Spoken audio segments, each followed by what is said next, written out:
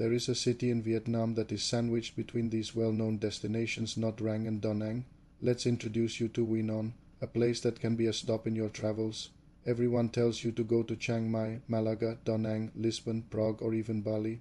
I would recommend places that aren't well known but are safe and have the infrastructure to support digital nomads to their trip in freedom.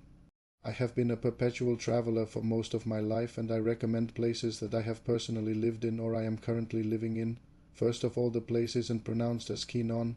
Don't get me on the spellings and pronunciations, but one good thing about Vietnam is that you can actually read and somewhat pronounce most things and get understood. The first and most important thing is going there. Depending on your passport, you can either get a visa-free entry or you can get an e-visa. Most European and neighboring countries are visa exempt and most other countries can get an e-visa for 3 months that costs $25. No sugarcoating about it, staying longer than that is hard. You can do visa runs, but there is nothing worse than getting denied entry while your possessions are left in a country. If you're looking for a permanent base, you're better off going elsewhere. I personally go there 2 to 3 times a year, but don't stay very long and don't have any problems.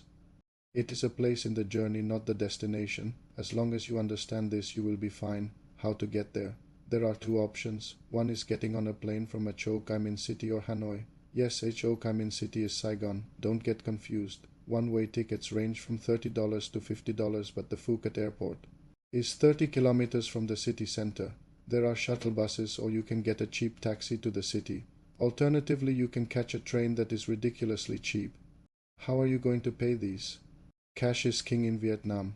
If you pay by card, you'll get hit, first with foreign transaction fees, then currency conversion fees, then the merchant most likely has a surcharge as well.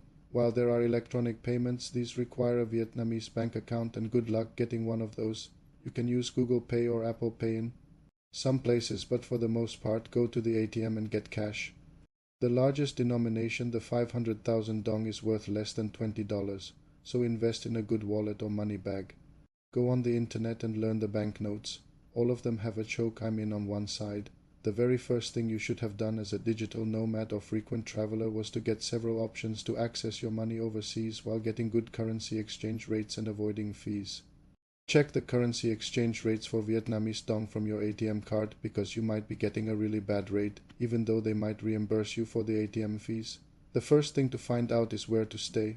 There are many budget hotels and house stays as well as a few luxury hotels. You can stay in a decent room for less than $8 per day, but I would recommend that you rent a unit. The best place for that is Fel CC Tower, where you can rent a modern Western unit for $400 a month or so. This is a view from a condo in that building. Remember what I told you. Cash is king. Don't rent it through some online platform. Stay in a place for a night or 2 and then rent a permanent place after you inspect it. There are other digital nomads living in that building, so you can network as well. There are also some other modern buildings in the city, so you have many options to choose from. These places also have good internet speeds for work. My tests were around 50 megabits. No, you won't get the 1 gigabit you might have at home. The city is a coastal city with a 4 kilometers long beach. I kid you not. The beach is fantastic and you'll find very few people on the beach. It's a place with chill, laid-back vibe and it shows. People are very warm and rarely see tourists. First time I went there I had the feeling that they hadn't seen a white man since the war. Now there are more of us, but we aren't considered a menace like in the tourist areas. The negative is that most people there don't speak English.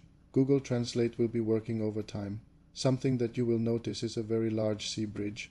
I used to call it the bridge to nowhere because it doesn't seem to be going anywhere. They have something with bridges to nowhere in Vietnam, a bit more to the south. You have the famous Golden Bridge or Hans Bridge as some people call it.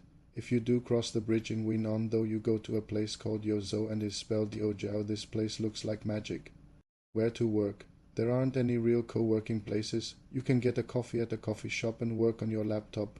There are a lot of coffee shops. I really mean a lot. They make good coffee as well. It is very cheap. Actually, everything except Western food is ridiculously cheap here. Yes, you can find the meals for less than $1 that you will see plenty of content creators advertising.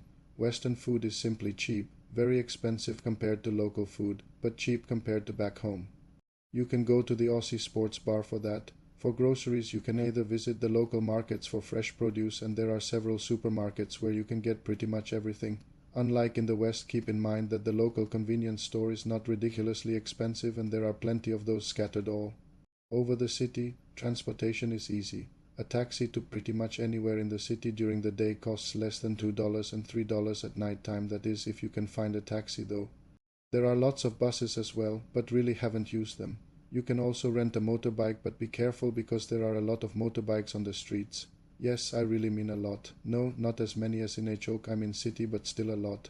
Now let's go to the things that might not be so good for the average digital nomad. I'm not a gym rat. Yes, I know it's good for me and I should be going more often, but no, I'm not going there. There are good gyms in the 4 and 5-star hotels, but you can't go there unless you are staying in the hotel. The gyms around town are passable, but you'll consider them to be pretty basic. They are cheap though, and you can also hire a personal trainer for very little money. For nightlife, if you are a fan of breweries, you'll have a good time. They drink a lot of beer in Vietnam. There are a zillion places where you can have something to eat and have a beer, something that hasn't helped me in my weight loss attempts. For some reason they add ice to the draft beer. Clubbing isn't that good though. Also, most places close quite early. The first time I went there I was surprised that the nightclub we went to closed at, drumroll, 11. Nowadays they are supposed to close at 2. Most people in the clubs buy a beer tower instead of stronger drinks, but that's up to you. A bottle with mixers is cheaper than a bottle in a bottle shop back home. The place is extremely safe, but there are some things you shouldn't do. Don't break the law. In Laos you can get anything in a hostel.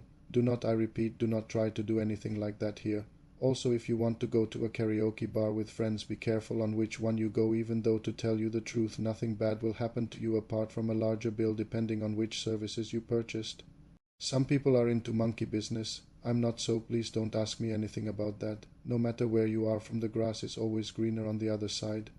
And if you are living in the West where everything has been going downhill for the past 30 years, this is actually true. Escape the rat race and live your life around the world instead of spending it in a miserable apartment with 2 to 3 housemates. In this channel I'll be helping you to do that.